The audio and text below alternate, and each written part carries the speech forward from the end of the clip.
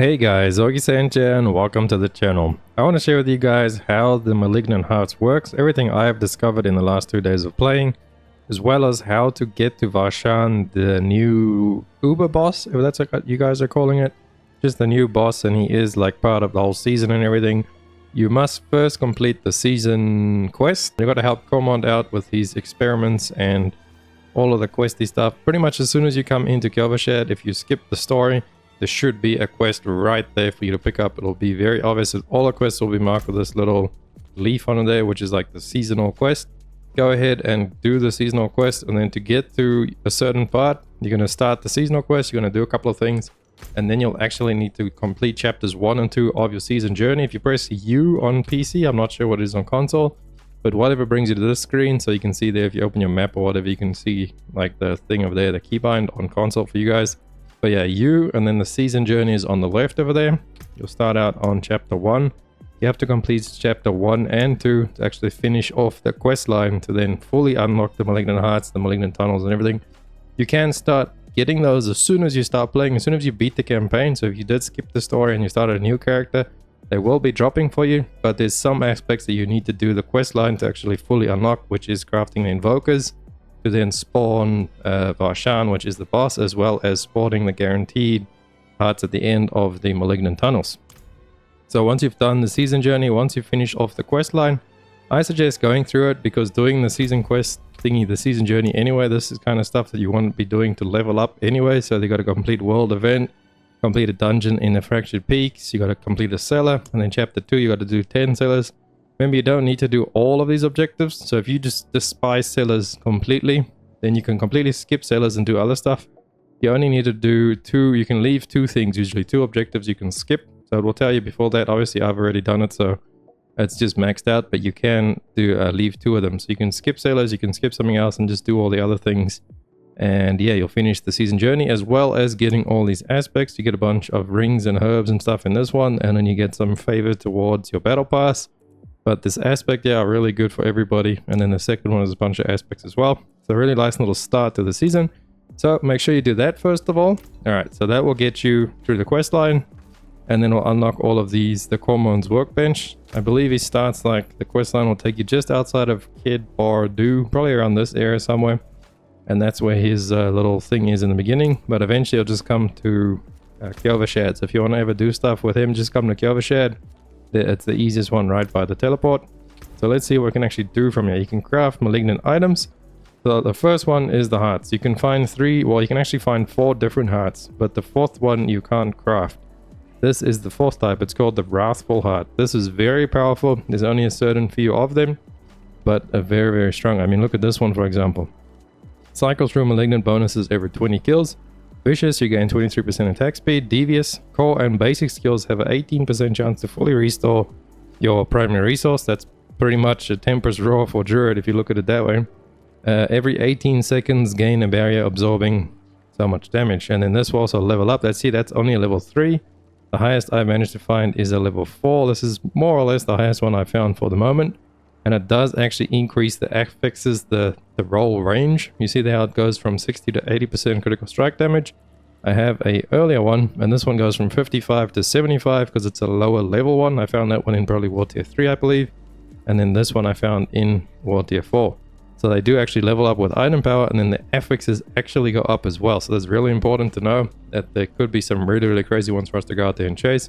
Imagine finding an 800 item power one, and then that crit strike damage is 100%. That would be really nice, as well as with these Wrathful ones. I think you have to complete the quest before you see the Wrathful ones at all. The very first one is guaranteed from beating Varshan, the boss, as part of the quest line. And then after that, I think it's just a chance, like a really small chance from whenever you do the Malignant Tunnels, or whenever you find the Malignant enemies and you kill them and get their caged heart.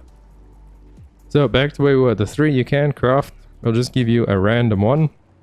I believe it's more suited to your class, because everybody has 1 of each type for their class, and then there is 3 of each type for everybody. So technically when you roll this on a druid, there's 4 different things you can get on this one, 4 different on each of those. More or less something like that. Don't quote me on that, that's just what I assume how it's going to work. I haven't actually crafted that many of the hearts, because I've really crafted these invoker things. Now these I don't really craft at all. So the brutal, this one is just once you get to the end of one of these Malignant tunnels, you can actually put this Invoker in on one of those little things. There'll be usually 2 little orb, different color ones, and you can choose which one you want to spawn. Obviously, whichever one you do spawn, it then throws away the other one, so you can only do that one on that dungeon. But it's simple as leaving the dungeon and resetting, and then you can come back and do it again. It's really easy to farm these hearts, and if you really need them, you can just come into these dungeons and just farm them over and over. Really easy to obtain. But anyway, the Invoker just spawns a Malignant enemy of that color type, so it's really easy to spot farm a specific heart that you're looking for. For example, for me, for the red one, this one is really good for me. I think a lot of people, but for my pulverized build with the crit strike damage, really good. So I just go and use a bunch of the red ones. The red one is the Vicious. So that is Vicious, Devious, Brutal, and then the other one is Wrathful, I believe. Yeah, the Wrathful one you can't invoke. Although I have seen somewhere you can find invokers of that, I'm not sure. But anyway, another thing I want to tell you guys is it's easy to craft these things, right? Because these you get from actually dismantling the hearts, or they just drop randomly from Malignant enemies. But have a look at my consumables. Look at all these invokers. I have never crafted any of these invokers. I've only crafted the Varshan one. That's all just dropped for me from enemies as well while playing the game. So you probably won't have to craft any of those invokers, since they do seem to drop a lot from enemies. And I haven't really done many of those tunnels either. So this is just from doing other stuff. They can drop from any Malignant enemy anywhere in the game. But let's talk more about Invoker of Varshan, because this is why everyone is here, because Varshan is actually really cool to fight. It's a really interesting fight. I mean, I've only done the first 3. I haven't done the one on Torment yet, World Tier 4, because you do need Torment Invoker of Varshan. I have crafted one, but look what it uses. It uses Fiend Rose and Forgotten Souls, and we know those are from Helltide, so that's pretty expensive to craft early on in the season when you haven't done many Helltides, and the boss is obviously going to be level 80. I'm only level 63 right now, so I don't feel like crafting this. I actually crafted one, so I have one waiting, but I'm going to wait until I'm around level 70, or until I can find some better pieces of gear to like optimize my build better, because it's expensive to craft. I don't want to go in there and then he just bitch slaps me and then I can't actually get any loot from him. But I have seen a bunch of streamers and some friends of mine telling me that you do get 800 item level power gear from him. I've seen a lot of 800 item level ancestral and even sacred items rolling up to 800 item level on Varshan. Not sure if that's a bug or if he just is like the new pinnacle boss to farm for loot. If so, that is really cool. We definitely want to go test that some more once I can get my druid rolling, and then I'll go beat him up for you guys, and I'll make like a full video guide probably on just Varshan alone. This is more general, just Malignant stuff. So anyway, to get the Invoker, the first Invoker of Varshan, you get for free from just doing the quest line, the story. You'll get your first Invoker, and then you have to progress on each world tier up.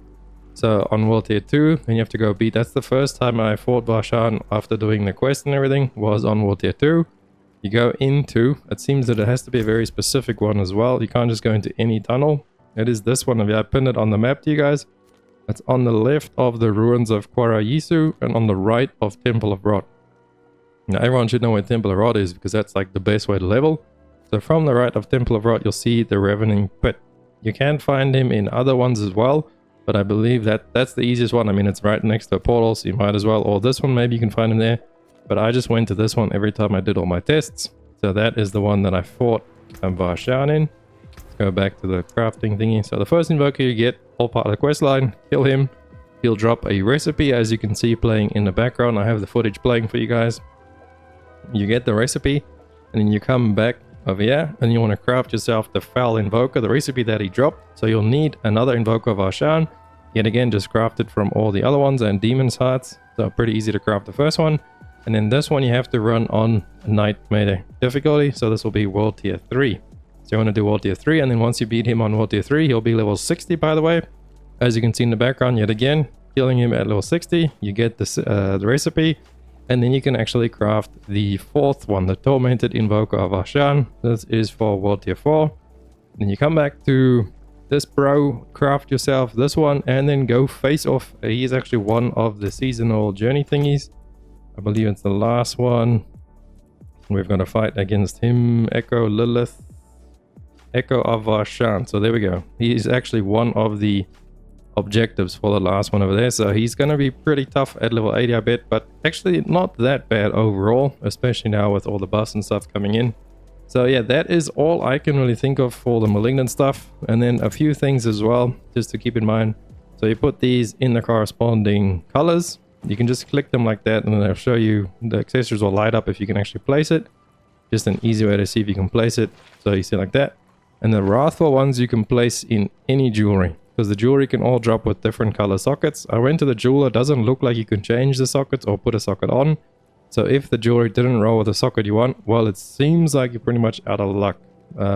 Maybe you guys know of a way to change the color of the socket. That would be pretty cool, but as far as I know, you can't change the color of the socket. But one thing you can do as well is, you see how it lights up over there? So if I have one in there, you can't take them out. You can't extract it by the jeweler, but you can place another one over it. So for example, that one over there is 15%, but it can roll up to a 20%. So if I was to find that exact heart again, but with a higher roll, I could just pick it up and then place it. See, this one I have is the same thing, but a lower roll again. This is 11. So I could literally just place it over that one. And you see, very nice. Do keep in mind, you can upgrade them, but you can't extract them. So if you put the wrong one in while you're leveling, honestly, just throw whatever you get in there. Because free armor while you're leveling up is pretty nice as well. Maybe you find a good one, or maybe you don't find one for a while, or you don't go to the Malignant tunnels or whatever. And then you find one that you actually want later. Just replace it over the old one. And that's it. Just keep in mind you want to save. So this wrathful one, the reason I'm not using it right now, because they can go into anything, is none of these are ancestrals yet. I want to first find myself a good ring or a good accessory that I know I'm going to use for a while before I use the wrathful one, because this wrathful one is really strong for me and they seem pretty rare. So that is all the information I have on the Malignant Hearts. Let me know what you guys think of them all. Do you enjoy them? What's the best one you found? What's the highest item power one you found? Join my Discord, chuck a screenshot of your highest item level one. I would love to see what they can get up to. Thank you guys so much for watching the video. If you liked it, please drop a like and a sub to the channel. It helps me out so much. And I'll catch you beautiful people in the next one. Augiesaint out. Run free and dive into the sky. Hear the